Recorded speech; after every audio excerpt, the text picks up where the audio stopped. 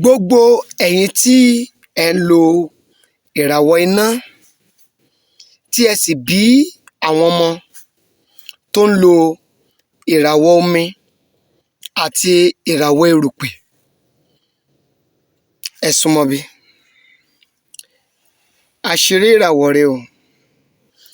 Ọlọ́run ọba ó dẹ̀ rí inú mi. Mò ń tú gbogbo àwọn ènìyàn tó wà nínú ìdè sílẹ̀. Olúwa ló rán mi ní iṣẹ́ yìí. A ò sọ eléyìí láti fi dẹ́rù ba ẹnikẹ́ni. A sọ eléyìí láti fi ṣẹ̀rù ba ẹnikẹ́ni. À ń sọ eléyìí láti lè jẹ́ kó mọ̀ ohun tó ń ṣẹlẹ̀ so that wàá lè mọ̀ irú ìgbésẹ̀ tó máa gbé. Kò sí ìlàkọjá tó sí ọ̀nà àbáyọ rẹ̀.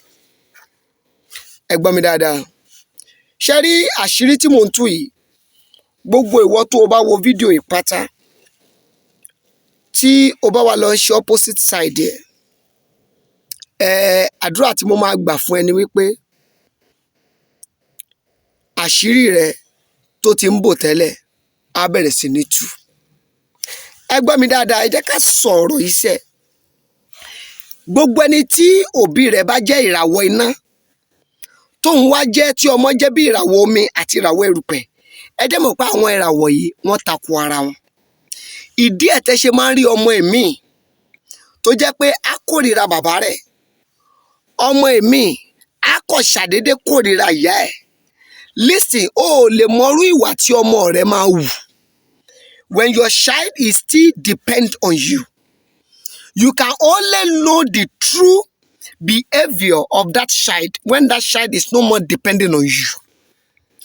Ṣé rí wòlíì ni mí, astrologers dẹ̀ ni mí, mo mọ iye àwọn ọ̀rọ̀ tó ta kókó irú báyìí tí mo ti ní lórí tébù tí Ọlọ́run dẹ̀ ti lò wá láti ṣàtúnṣe lé lórí. Ẹlòmíì nígbà tí ọmọ ẹ̀ bá fẹ́ ìyàwó dé, àbí tí ọmọ ẹ̀ bá fẹ́ ọkọ dé, ìgbà yẹn ní ìràwọ̀ àwa takò bóyá ìyàwó mú ọkọ tí ìràwọ̀ rẹ̀ takò tí òbí ẹ̀, wàhálà ti dé. Àbí bóyá ìyàwó mú ìyàwó àbí ọkọ tí ìràwọ̀ rẹ̀ takò tàwọn òbí ẹ̀, wàhálà ti dé. Ẹ wo ohun tí mo sọ, ìmọ̀mọ́ tí mo sọ, àwọn ìdílé kan they have wasted millions of money on this thing kó tó dé ọ̀dọ̀ mi tí Ọlọ́run sì lò mí. Ẹ wo nọ́mbà tèmi ò yípo padà 08054353629. Ẹ máa pè kẹ́ máa WhatsApp ẹ̀. Àṣírí ìràwọ̀, mystery of star.